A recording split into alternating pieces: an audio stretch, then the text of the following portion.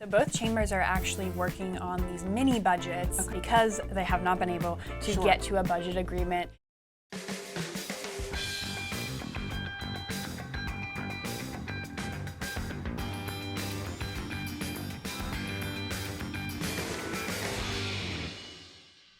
Hi, I'm Donna King, Editor-in-Chief of Carolina Journal, and this is the Debrief. We're bringing you really deep dive into all the big stories that are really impacting North Carolina this week. A lot on our plate, so stick around. There's a lot to cover, and please comment, subscribe. We want to hear from you. All right, this week, Brianna Kramer is from the legislature. She's been covering the budget battle that's happening down there. And then Katie Zender is on what I'm calling the Shrimp Showdown. It was a big deal. There's people in shrimp costumes, but really, it got really heated, so Katie's got the latest on that. And then Teresa Opeka, CJ's executive branch reporter. It's a really interesting deep dive about Gen Z and their faith revival. Why is that, and what are we seeing? So stick around, we're going to be talking a lot about it. But first up, one of the things that happened this week, state lawmakers are giving the green light to what appears to be the donor privacy bill. There's something going on there. The Senate did not decide to concur, but I think that this bill seems to be moving, so we're watching it really closely.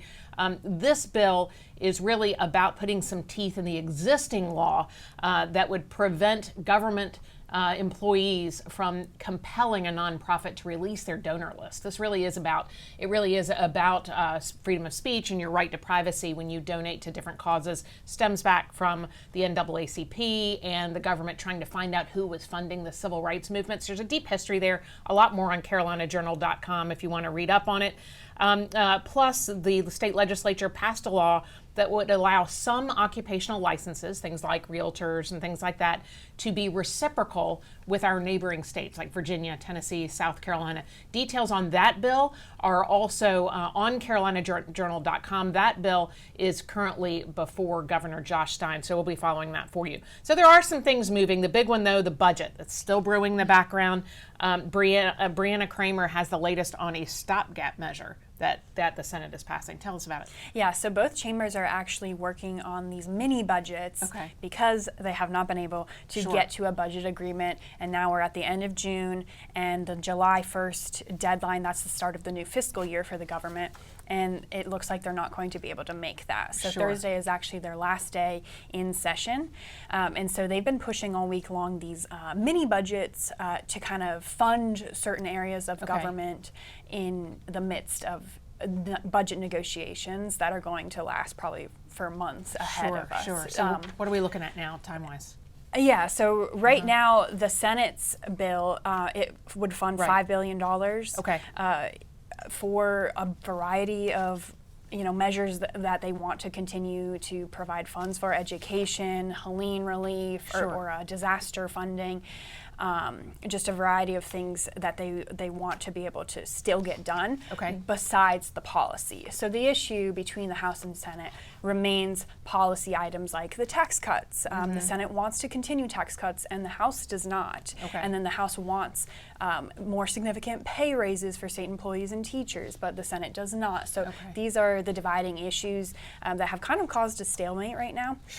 And so right now we're seeing these stopgap bills try to go forward. Right. Now, one of the important things about this is the state government would not go into a shutdown. We have a law in North Carolina that says if we don't pass a new budget, the old one continues. So that's good news, I think, for North Carolina. Yeah, that is good news that everything continues to operate on the previous year's budget. So there would be no shutdown like you see at the federal government. But it does bring up the conversation of session limits. Something to consider in the future, because we see this a lot of times where they try to meet the June 30th deadline and they don't seem to make it. And part of it is strategy in delaying each chamber's efforts and negotiations because they have certain items they want to make sure that is included in their version of the budget. All right, what else are you watching down there at the legislature? Yeah, so there's one bill, I think the House on Thursday is going to try to override the immigration bill. They had the support of one Democrat, so it looks like they may potentially have the votes to get that over the finish line, the Criminal Illegal Alien Enforcement Act. So that was vetoed by Governor Josh Stein last week, and so we will wait and see if that one can be passed in the House, and it does have the votes on the Senate side. Sure, sure. But in terms of other bills that are going to the governor, there's an array. Now we have a lot that is passing both chambers, heading over to the governor for his signature. One of them, Senate Bill 227, we've been tracking all year long, eliminating DEI in public education. That now awaits his consideration. Like you mentioned before, that licensing bill, House Bill 763, to recognize neighboring states, that's to the governor as well. And then a different interesting one, very controversial, House Bill 805, prevent sexual exploitation of women and minors. So there was an amendment added to that one that caused all Democrats to back off of supporting it. And basically, this bill defines genders, right? Women and men. And so there's an array of items they've shoved into this bill that's caused a lot of controversy. It restricts gender transition procedures as well. It prohibits the use of state funds for transgender procedures, and allows individuals to sue over harm up to 10 years after some kind of transition procedure done by a doctor. So you can now go after the doctor. And so this has passed, is going to the governor. The GOP, the NC GOP, said this new bill will help Democrats finally learn what a woman is. And the people of North Carolina strongly believe in these common sense measures. All right, we'll be watching these really closely. You've been covering Governor Stein here. Tell me what your thoughts on anything in this list jump out at you as getting a response from him? I probably will veto the women and the gender bill, like what's a woman and a man bill per se. But I want to jump back to all the different state departments. Now I'm covering the auditor's office, DMV, covering the elections, State Board of Elections. A lot of them are depending on this money being passed. Especially we know about the DMV, where all the trouble that they're having, and the State Auditor Bullock had that report that. No surprise that there's need more staffing at the DMVs, and they need money in the budget for order to hire more people. Same thing with State Board of Elections. They're running on a legacy computer system from 1998. Think of a DOS computer, black computer with the green lettering. They're all still running on that. So they're all Treasurer's Office as well. They're all counting on more money to be in the budget being passed, so they can go ahead and get all this stuff updated or hire more people. So yeah, that's hurting people right now across the state. As far as for vetoes, like I said, that one most definitely probably would be a veto at this point. DEI perhaps that could happen. As this is a real test for Governor Stein because he's former Governor Cooper vetoed more bills than all other governors combined since we started it in the 90s. And Stein really hasn't been put to the test. It's been a little bit of kumbaya, I think, for a while. This will really challenge him. Oh, I think so. Right now he looks more of a moderate. He looks like he wants to be agreeable with people. But you're seeing he had his first vetoes last week. Right. And one of them was the ICE bill. He said it's going to make North Carolinians less safe. But then again, we see what happens this past week with the bombs over in Iran, and then there's also illegal immigrants. They rounded up across the country, Iranians who are possibly, one is actually on the terror watch list. So does that really make us less safe by vetoing that bill? So yeah. Politically, is that dangerous with this bill? Because it's popular, Yes. It is popular. Is this dangerous for Democrats, for Stein? I think for Stein, he's trying to play middle of the road, which has actually been a good thing for Republicans, the relationship together, working together across the aisle on some things. But this bill, I think it probably would be dangerous for him to go too far, especially for his future career. Sure, and NCGOB says that they're going to go after the Democrat lawmakers that did not support the ICE bill. Yes, they're going to. That's what they said recently, that they're going to launch some sort of media campaign against them. Interesting. All right, also at the legislature, there's been a lot of craziness about shrimp. Who would have thought that shrimp would end up being one of our biggest stories of this year? Tell me about it, because it's really heated, really emotional. It's a huge industry, big economic impact in North Carolina. Right.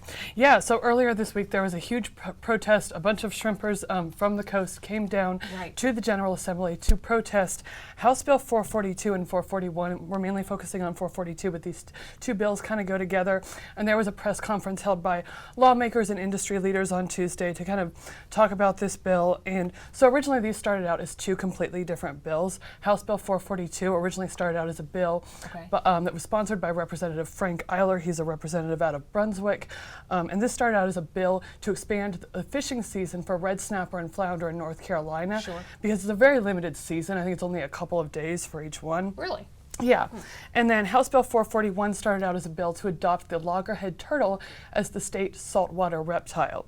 So both of these bills passed through the House, they went to the Senate, and then in the Ag Committee last week, Senator Dave Craven introduced this amendment to House Bill 442 to institute restrictions on the shrimp trawling industry. And what it would do is it would prohibit shrimp trawling within a half-mile of the North Carolina shoreline. And there's a couple of reasons for this. So one of the reasons is they're trying to reduce bycatch. So what bycatch is, for the viewers that might not know, is it's other species that are caught up in the nets when they go out and catch the shrimp. And a lot of times it's baby turtles or other species of fish. And so Senator Craven put out this 4-to-1 ratio that's actually 4 pounds of bycatch per pound of shrimp. That ratio has received a lot of pushback from lawmakers and different experts. They're saying that ratio is not accurate. They're saying that the person who originally said that ratio did so under pressure. That's what Representative Pricey Harrison said during the press conference. So they're saying that that's not accurate. And they're also saying that this aligns us with all the other southeastern states that are involved in the shrimping industry, especially South Carolina and Virginia. There's been a lot of pushback on that as well. People in the industry are saying that that's not true. And they're saying that even if it was true, that it's kind of comparing apples to oranges, because North Carolina is different, because when you go outside that half-mile radius, the bottoms are very rocky on the North Carolina coastline. And so if they go out there, that's going to tear up their nets. Whereas if you go to South Carolina, they have more of a muddy bottom, and so that's not going to tear up their nets. Well, and we have the Pamlico. We have all of these inner bodies of water that move in, and that's a prime shrimping area in for much of the country. Yeah. And Dee Lupton, who's a retired expert in the industry, she's from Pamlico County. She lived there her entire life. She said during the press conference, this is a very rural county, and we really can't make that up via recoups, because we don't have the infrastructure to support it. So that's another argument the supporters of the bill are making. But the opponents, they're saying this is essentially going to shut down the industry, because we really can't go out, and they're saying it's not safe for their boats to go out. And there's a reason that we can't go out beyond that half-mile radius. So the industry is very upset about. We've heard from a lot of different people in the industry. While you're talking this press conference, they just were pouring out there at the state legislature. You may have seen the pictures out there. Lots of folks coming out to oppose the bill in a big press conference that you attended. Let's hear from lawmaker Bobby Hanig. He says that this was just not a good day to be a part of the General Assembly. When I came to committee prepared to talk about this issue, I was completely shut down. I was completely shut down by my own party and by my own leadership. Couple things you need to ask yourself. Why the rush? Well, I'm going to give you all a couple reasons why the rush. In 2022, we commissioned a study with the North Carolina Collaboratory, and that study was a comprehensive study of our entire fishery in the state of North Carolina. Well, that study's complete, and they're bringing those results to the General Assembly in a matter of days. Why do you think the rush is to get out ahead of that study being produced? The reason for that is they know what's in that study, and they know the condition of our fisheries, and they know the false narrative they've been pushing for decades. The CCA and the Wildlife Federation have been pushing against the state of North Carolina. They've been pushing it for decades. They know the truth's going to come out. So their objective is to get this done before that comes out. No other way to put it. It's underhanded. It's backroom, sleazy politics at its absolute worst. Last week, I was ashamed to be a member of the North Carolina General Assembly. Okay, so Hannah seems to think something's fishy here. That there's a political motive behind this. What are your thoughts on it? Because you're down there a lot. Absolutely. Well, when I was in the Senate Rules Committee, listening to the public get to speak on this last week, I believe, it was really interesting to see the difference between who was speaking against it and who was speaking for it. When it comes down to it, it was the business owners and the fishermen speaking against this, because this is their livelihood. It's a generational thing, and the people speaking for the amendment, exactly, for it to be added, for these shrimp trawling restrictions. they were representing groups. They were lobbyists that were advocating on behalf of a whole group of people versus individuals and their livelihoods. Okay. So I thought that was an interesting difference to see firsthand. But this week, seeing so many people down there, they were driving the block of the General Assembly, like protesting outside, inside. They were scattered everywhere. It was very busy. But one really interesting thing to note also is that Sheriff Sam Page, he was there talking with mingling around with all of the protesters, and he is the guy primarying the Senate leader, Phil Berger. And so most Republicans in the Senate, actually most senators, voted for this shrimp restriction. And so Sam Page shows up at the General Assembly to talk with voters and kind of make his name known as this is going on. And it's got so much conversation going online now, and these people are quite upset with the Senate. Sure. Yeah, stakes are really high. Where does this stand now? Yeah, so currently the Republicans went into caucus last night, and this bill is essentially dead. All of the original sponsors of these bills removed themselves from the bill, and Representative Eiler even said, as much as I want a flounder season and a red snapper season in North Carolina, I can't support this bill anymore. So these bills have been completely stripped of their sponsors, and they're essentially dead in the Rules Committee. Now, they could be revived at any time, but Representative Keith Kidwell has made it very clear that, he said, sometimes these bills, he kind of called it the Freddy Krueger effect, they come back to life. He said, if that happens, I'm gonna kill it again. He made some very fiery comments that you can read in the article that I wrote, but he did really make one, I thought, interesting point. He said, when you find me on the same side of an issue as Representative Pricey Harrison, who's a Democrat out of Guilford, he said, that issue is probably wrong if you find us on the same side of the issue. Very interesting. All right, so it looks like it may be, I guess, dead, but we'll continue to watch it because these things do bubble back up. So moving on, I think this is really such a fascinating article that you put out this week. Gen Z and their return to faith. I wasn't sure I would see that, and I think it's very exciting. Tell me about what you've been seeing. Yeah. So Gen Z, those born between 1997 and 2012, they've recently have seen an upswing in Christianity among that age group. Number of places worldwide and right here in North Carolina. I mean, you can go over the North Carolina factor. I talked to Bishop Michael Martin of the Diocese of Charlotte. Gave me some figures. He estimates there was over 1,200 people who entered the church at Easter, which is a lot, but the majority being between the ages of 25 and 40. So you're going back still in that younger age bracket. I spoke to lead pastor Andrew Hopper at Mercy Hill Church in Greensboro. He agreed. And just to give you an idea about their figures, last year their church grew about by 30%, and a lot of those were Gen Z students. So interesting to me. Yeah, he said their college ministry met over 550 new students this year. A lot were first-time guests in their church and baptized 56 college students in the last 3 weeks of the semester. From what they were both saying, the younger people that age are just fed up with the secularism in the country. It's being pushed on them and the status quo.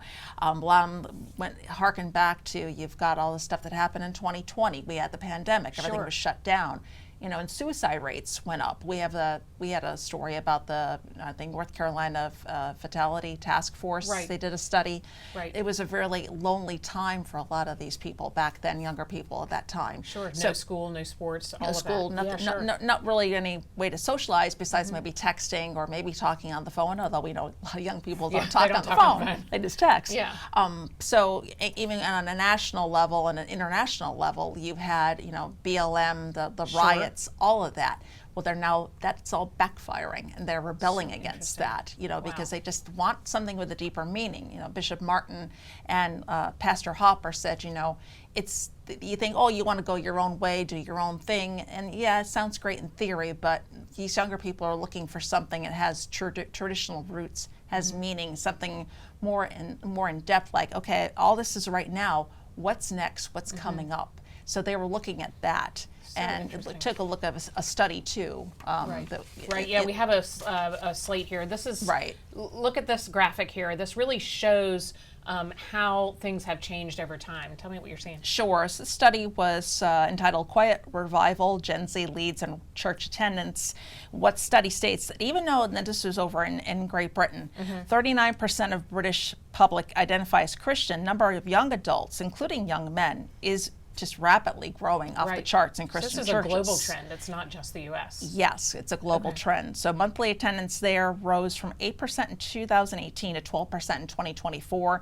That's quadrupling, excuse me, like going up from 4% to 16% during that same time frame among 18 to 24-year-olds, with young men growing from 4 to 21%. That's a huge jump. They're looking for meaning. They're looking for meaning because they're not finding it in this environment anymore. Now, are y'all seeing this in your among your peers? I am We've certainly got experts not here. Gen Z, right? Tell us what you're seeing. I think so. I think people are looking for a hope greater than the culture of today or politics of today. I mean, there's a lot of uncertainty in the world, like you were saying, from COVID and everything that you deal with in life, in the world. A lot of uncertainty and questions. And so I think there's really one way to look towards stability, or to get that stability and that hope that people are longing for. And I think part of that is finding a church community and people that align with you, and having that hope and that faith that you can rely on. Sure. Do you think it's also maybe about a more mobile workforce? People are leaving their hometowns and finding that stability community in their church? Right. Yeah. Because, we have this more flexibility in our workforce now that people can a lot of people work remotely, so they can kind of move around, they can live wherever they want to. And so it gives them more stability in their faith and in their church community. And, a lot of these people that we're seeing, in the church and in the churches that I've seen are people that were not raised in the church. These are people that have only been going to church for maybe the last, 5 years or so. They're not people that were raised in church, taken to church by their parents. They're fairly new Christians that are coming to church and coming to the Lord within the last couple of years is what I've seen a lot of. Very interesting. Yeah. And notes too, like Catholicism's growing, all churches are growing, but like Catholicism, now we have an American Pope. And there's been so many different searches online about Catholicism now, because he looks like an everyday guy. He liked the Chicago Cubs, he went to baseball games, so all these kids over here in the U.S. can relate to that too. So it's I wonder if other faiths are seeing the same growth, if Judaism or Islam are seeing a similar growth. It'd be interesting to study. Let us know what you think. Comment below. Are you seeing this in your home church, in what's happening in your community? I would like to hear from you, and we'll keep this conversation going. Certainly want to talk more about all of this that you're seeing here at the state legislature, in your state government. Make sure you go to carolinajournal.com. We've got all the details on all these stories. See you soon.